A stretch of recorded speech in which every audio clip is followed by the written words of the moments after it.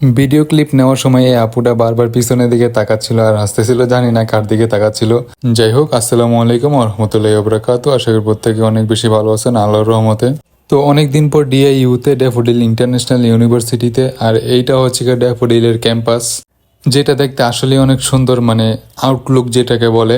যাই হোক, তারপর আমি চলে আসি ড্যাফোডিল ইন্টারন্যাশনাল ইউনিভার্সিটি এর লেকের পারে, যেটা দেখতে আসলে অনেক মনোরম।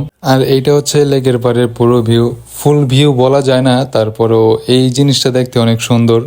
তারপর আমি চলে আসি বসার স্থানে, যেখানে বসে মূলত স্টুডেন্টরা আড্ডা দেয়। সেখানে মূলত এই জায়গাটা আমার কাছে অনেক একটা ফেভারিট একটা জায়গা।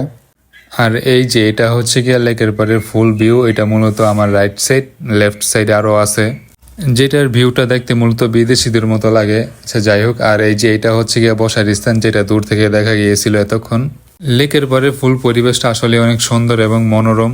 আর এই মনোরম পরিবেশে মাছ দেখতে গিয়েছিলাম। এখানে অনেক মাছ চাষ করে, দেখতে অনেক সুন্দরই লাগে, বিভিন্ন রকমের মাছ, যদি আমি মাছের দেখলে নাম জানি না কোনটা কি।